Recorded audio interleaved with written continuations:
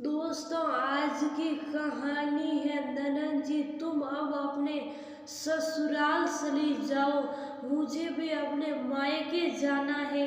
दोस्तों, कहानी शुरू करने से पहले अगर आपने हमारे चैनल को अभी तक सब्सक्राइब नहीं किया हो तो कर लीजिए, ताकि आपके पास पहुंच सके हर नया वीडियो। अविनाश, तुम कब मेरी बात सुनोगे? आखिर मैं तुम्हारी पत्नी हूँ।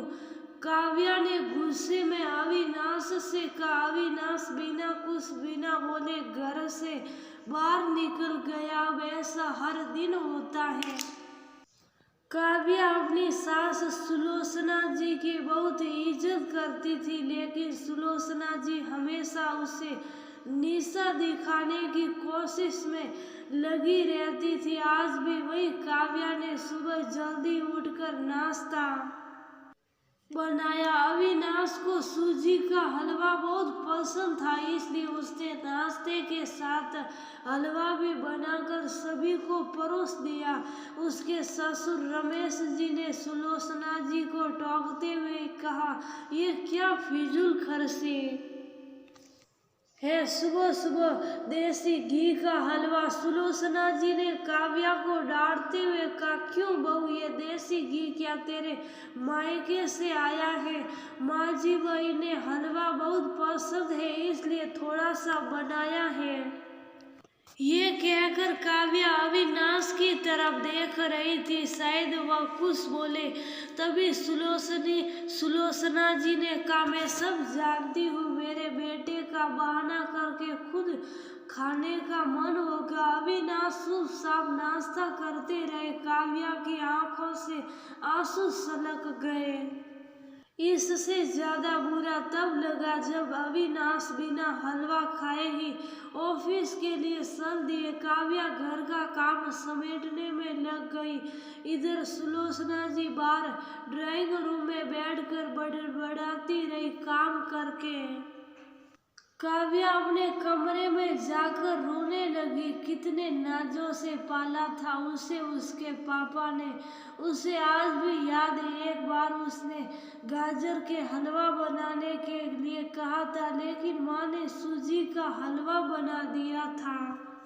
पापा को जब ये पता लगा तो वे तुरंत बाजार गए, वहाँ से ढेर सारा गाजर का हलवा लाए थे और उस दिन बिना कहे 2-3 दिन में गाजर का हलवा बनने लगा। आज उसे सूजी के हलवे के लिए कितनी बातें सुनाई जा रही है। उसे गुस्सा सास ससुर पर नहीं, अविनाश पर था, जो कि कुछ नहीं बोल पाए।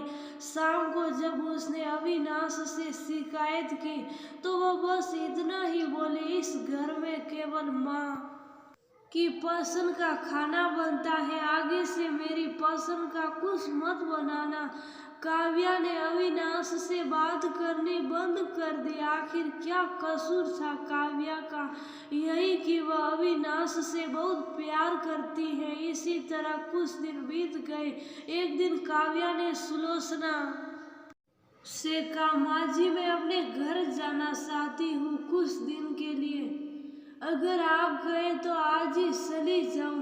कई दिन पहले माँ का फोन आया था, कह रही थी पापा की तबीयत ठीक नहीं है। सुलोचना जी बोली, वह जब भी जाती है 1 सप्ताह से वापस नहीं आती। घर का काम कौन करेगा? तेरे ससुर और मेरा बेटा शाम को थक हार कर घर आएंगे या उन्हें खाना भी नसीब नहीं होगा। मुझे तो चक्कर आ रहे हैं, मैं खाना नहीं बना सकती। जाना है तो एक दिन के लिए चली जा। काव्या मन मार कर एक दिन के लिए पियर पहुंच जाती है। वहां पहुंचकर उसे और भी आलस्य होता है। भाभी, मम्मी पापा कहाँ गए? काव्या ने घबरा कर पूछा।